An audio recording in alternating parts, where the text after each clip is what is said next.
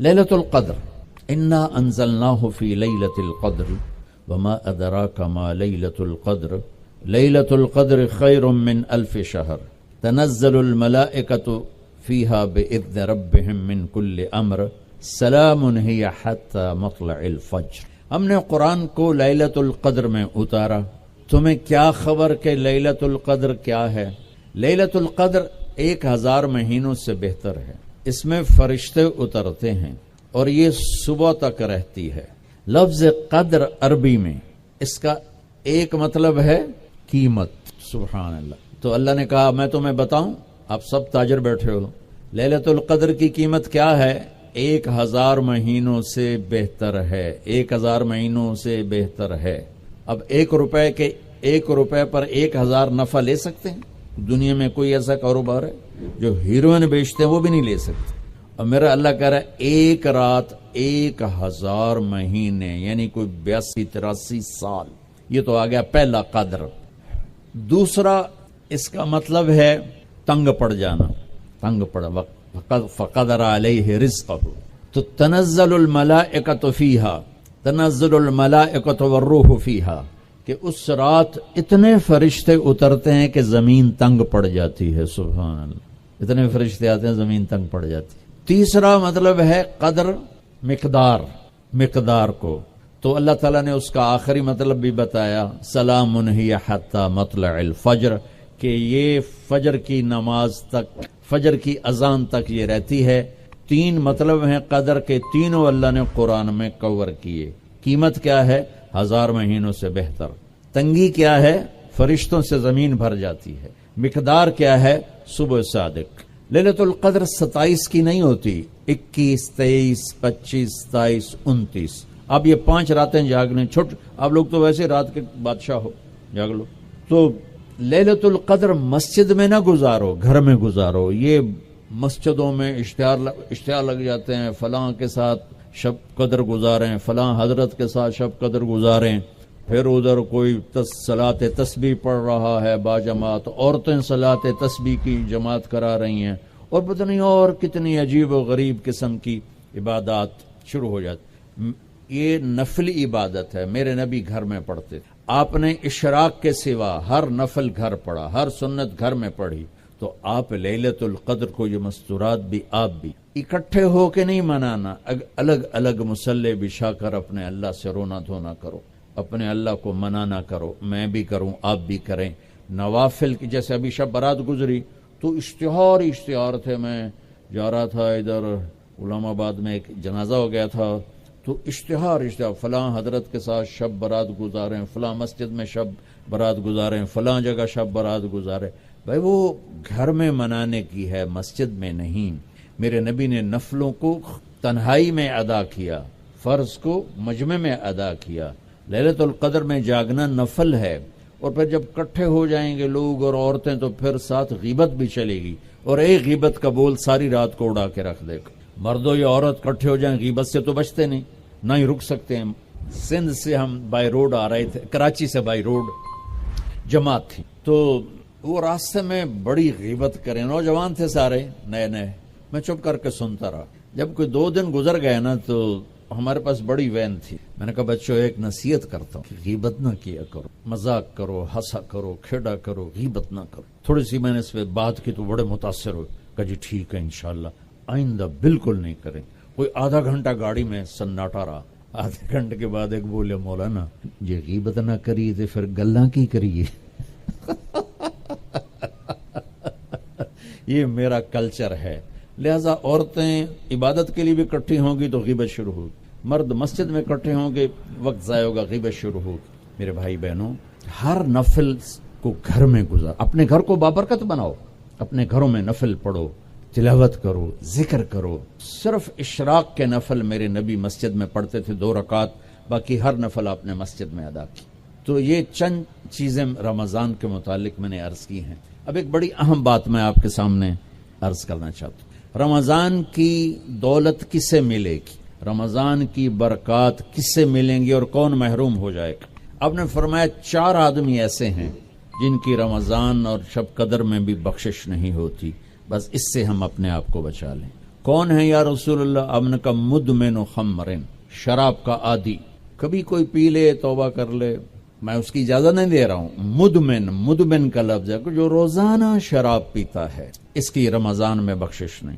عاق لوالدیہ، جو ماں باپ کا نافرمان ہے، اس کی بخشش نہیں۔ قاطع الرحم، رشتہ داروں سے لڑنے والا، اس کی بخشش نہیں۔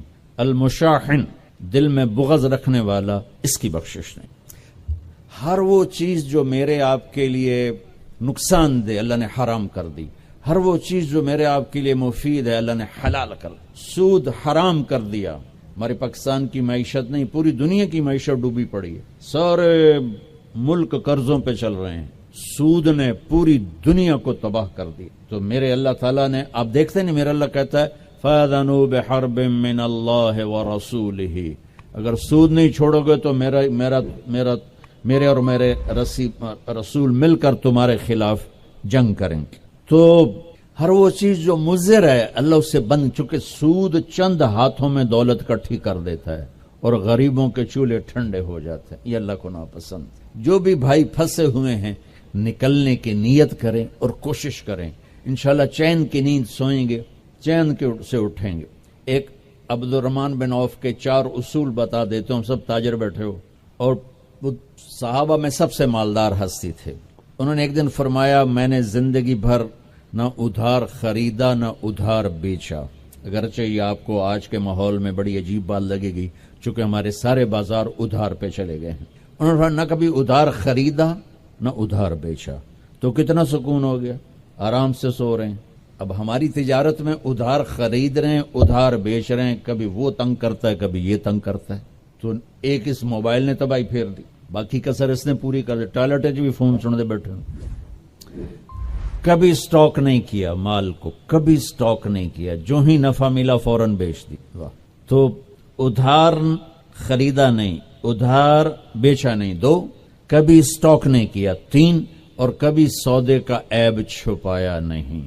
اس میں کوئی عیب ہے بتا دیا، آپ اس پہ آ جائیں، آپ کو شروع میں مشکل ہوگی، اس کے ساتھ سچائی اور دیانتداری کو جوڑ دیں، اللہ کی قسم آپ کا سوتر منڈی جانا بھی عبادت بن جائے گا، آپ کا مل میں جانا بھی عبادت بن جائے گا اگر آپ اپنے تجارت کے ساتھ سچائی اور دیانتداری کو لے آتے۔ تو اللہ نے شراب حرام قرار دی کہ یہ تباہ کر دیتی ہے، ساری برائیوں کی جڑ ہے۔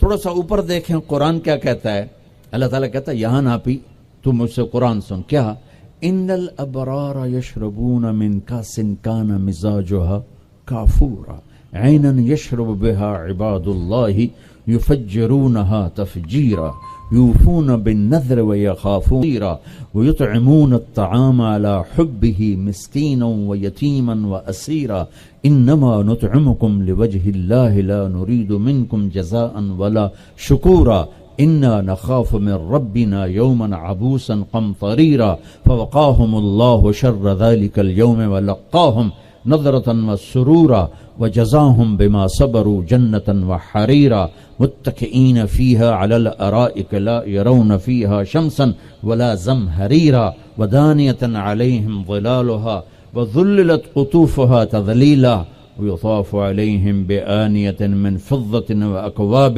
كانت قوارير من فضة قدروها تقديرا ويسقون فيها كأسا كان مزاجها زنجبيلا عينا فيها تسمى سلسبيلا ويطوف عليهم ولدان مخلدون إذا رأيتهم حسبتهم لؤلؤا منثورا وإذا رأيت ثم رأيت نعيما وملكا كبيرا عاليهم ثياب سندس خضر واستبرق وحلوا أساور من فضة وسقاهم ربهم شرابا طهورا إن هذا كان لكم جزاء وكان سعيكم مشكورا۔ یہ سورہ دہر کی 16 آیات ہیں، ان میں اللہ نے صرف ایک نعمت کو ہائی لائٹ کیا ہے، وہ ہے شراب، اور 3 درجے بتائے ہیں کہ جو نیک لوگ ہیں وہ شراب پئیں گے، خود اٹھا کے سراہی اٹھائیں گے، جام میں ڈالیں گے، پئیں گے، بوفے سسٹم، بھائی آپ پہ پاؤ تو آپ پہ کھاؤ، ہیں ان کے بھی نوکر، لیکن اللہ کیٹیگرائز کر رہا ہے کہ جو نچلا درجہ ہے وہ خود اٹھا کے پی رہے ہوں گے، کافوری ہوگی۔ وَيُسْقَوْنَ فِيهَا كَأْسًا كَانَ مِزَاجُهَا زَنْجَبِيلًا، اس سے جو اوپر والا درجہ ہے انہیں زنجبیل کی شراب پلائی جا رہی ہوگی. پلانے والے کون ہیں؟ ولدان مخلدون، خوبصورت خدام نوکر. پلانے والے کون ہیں؟ اب یہ تو اتنی مستورات بیٹھی ہیں، جنت کے حوریں، وہاں سوکن پڑا کوئی نہیں ہوگا، خوش رہو.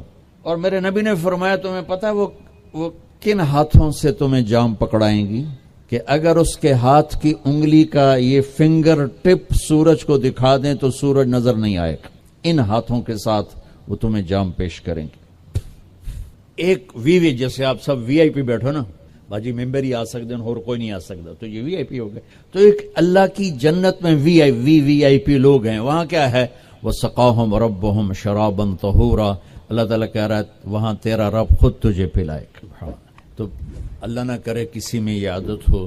ہے تو آنے والا رمضان ہے بھائی، توبہ کر. دوسری جو چیز ہے نا، اس کے لیے جو اللہ نے لفظ استعمال کیا وہ بڑا خوفناک ہے. عاق لوالدیہ. اللہ تعالیٰ اپنے بارے میں کہتا ہے من یعص اللہ ورسولہ، جو میرے اور میرے رسول کی نافرمانی کرتا ہے. اور عاق ہوتا ہے ذرا دیکھیا جائے، اس کو میں نے اتنا چیر دیا ہے کہ یہ جڑ نہیں سکتا. دیکھ لیا آپ نے؟ وہ کوئی بول لو تو صحیح، ہاں ٹھیک، یہ اب جڑ نہیں سکتا، کسی اتنا پرزے کر دیا ہے. آقا کہتے ہیں کسی کو پرزے کر دیں، چیر کے رکھ دیں. تو یہاں بڑا خوفناک لفظ اللہ نے نبی نے استعمال کیا کہ جو اپنے ماں باپ کے دلوں کے ٹکڑے کر دے، جگر کو جلا کے رکھ دے، اس کم بخت کی پورے رمضان میں بخشش نہیں ہو. کبھی آواز اونچی ہو جانا فطرت ہے، کبھی سخت بول جانا فطرت ہے. انسان ہیں، بشر ہیں، بچے بھی اکھڑ جاتے ہیں. لیکن ایک وہ ہے بندہ جس نے اپنے ماں باپ کے دل کو جلا کے رکھ دیا. ہمارے قریبی پڑوسی ذمہ دار تھے، میرے والد صاحب کے تعلق والے، فوت ہو گئے. مجھے ملنے آئے، کہنے لگے بیٹا ہمارے بیٹے نے ہمیں اتنا تنگ کر دیا ہے، وہ آگ میں جل رہا ہو تو ہم میاں بیوی اس کے لیے دعا نہیں کریں گے کہ یا اللہ انہوں بچا لے. باپ، والد اور والدہ مل کر یہ بات کر رہے ہیں کہ اگر جل رہا ہو ہمارے سامنے آگ میں تو ہم اس کے لیے دعا نہیں کریں گے کہ یا اللہ اس کو بچا لے. دلوں کو ٹکڑے کر دینے والا، ماں باپ کے دل کو، جگر کو چیر دینے والا، وہ ساری رات میرے نبی نے فرمایا جس نے ماں باپ کو دکھ دیا اس پہ اللہ کی لعنت، اس پہ فرشتوں کی لعنت، اس پہ زمین آسمان کی لعنت. نہ ان کی نماز قبول ہے، نہ روزہ قبول ہے، نہ صدقہ قبول ہے. میرے نبی جنت میں گئے تو آپ نے تلاوت سنی. آپ نے کہا یہ کون تلاوت کر رہا ہے؟ کہا جی حارثہ بن نعمان. تو آپ بڑے حیران ہوئے، حارثہ بن نعمان تو زندہ بیٹھا ہے. اور میں آپ سپیکر کوئی مل جل کے آپ کو 1000-1200 کا مجمع ہے تو آپ کے لیے سپیکر لگا ہوا ہے. حارثہ مدینے میں قرآن پڑھتا ہے، 7 آسمان کو چیر کے آواز جنت میں چلی جاتی. آپ نے کہا وہ کیسے؟ کہا جی ماں کی ایسی خدمت کی ہے کہ جب قرآن پڑھتا ہے اللہ ساری جنت کو سناتا ہے. سبحان. اور آپ کو قرآن سے بتاؤں، وَقَضَى رَبُّكَ أَلَّا تَعْبُدُوا إِلَّا إِيَّاهُ. اللہ نے اپنا حق صرف ایک آیت میں بتایا. اب سننا، وَبِالْوَالِدَيْنِ إِحْسَانًا إِمَّا يَبْلُغَنَّ عِنْدَكَ الْكِبَرَ أَحَدُهُمَا أَوْ كِلَاهُمَا فَلَا تَقُل لَّهُمَا أُفٍّ وَلَا تَنْهَرْهُمَا وَقُل لَّهُمَا قَوْلًا كَرِيمًا واخفض لهما جناح الذل من الرحمة وقل رب ارحمهما كما ربياني صغيرا ربكم أعلم بما في نفوسكم إن تكونوا صالحين فإنه كان للأوابين غفورا. 9 جملے اللہ نے اب ماں باپ کے حق میں اتارے. 9 جملے. اگر آپ کے والدین زندہ ہیں تو اللہ کے واسطے ان کی دعا لے لیں. ایک خاتون نے پیغام بھیجا، جی میرے خاوند انتقال ہو رہا ہے، کلمہ نہیں پڑھا جا رہا. صحابی علقمہ رضی اللہ تعالیٰ آپ تشریف لے گئے. اب کہلوانے والے رسول اللہ اور کہنے والا صحابی. آپ نے کہا بیٹا کہو لا الہ الا اللہ. کہا جی کہا نہیں جاتا، بول رہا ہے کلمہ نہیں پڑھا جا رہا. تو آپ نے فوراً پوچھا والدین میں کون زندہ؟ کہا جی ماں. آپ نے پوچھا ناراض ہے؟ کہا جی ہاں. تو آپ نے پیغام بھیجا آپ آتی ہیں یا میں آ جاؤں؟ انہوں نے کہا نہیں یا رسول اللہ میں ہی آ جاتی. وہ آئیں تو آپ نے کہا آپ اپنے بیٹے سے ناراض ہیں؟ کہا جی میں ناراض ہوں. کیا ناراضگی؟ اب سننا ذرا کیا ناراضگی ہے.